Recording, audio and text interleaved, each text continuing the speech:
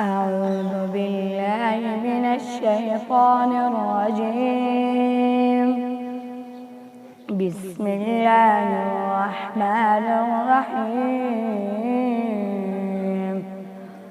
يا أيها الذين آمنوا أوفوا بالعقود، أحلت لكم بهيمة الأنعام إلا ما يتلى عليكم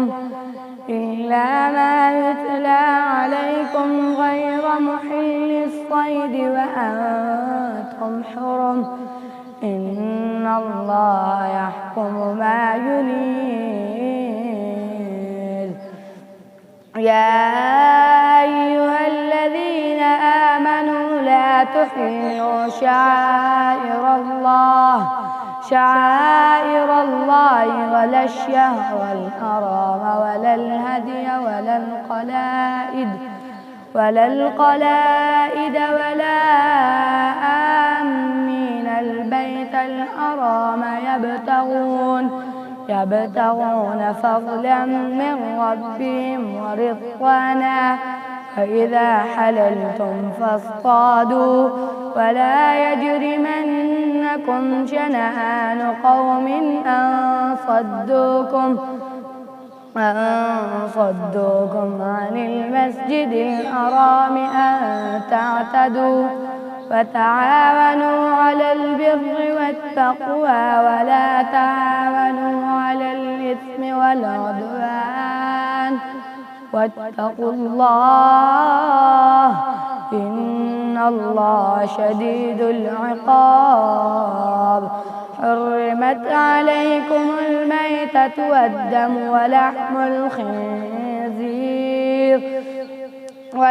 الخنزير وما أهل لغير الله به،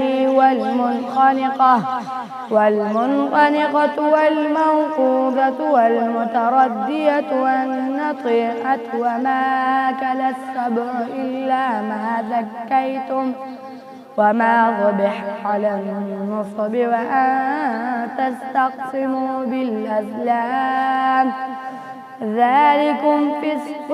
اليوم يئس الذين كفروا من دينكم فلا تخشوهم واخشون. اليوم أكملت لكم دينكم وأتممت عليكم نعمتي ورضيت لكم الإسلام دينا، فمن اضطر في مخمصة غير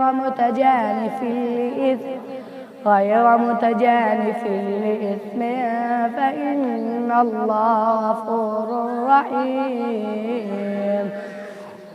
اليوم أحل لكم الطيبات، وطعام الذين أوتوا الكتاب حل لكم وطعامكم حل لهم، والمحصنات من المؤمنات والمحصنات من الذين أوتوا الكتاب من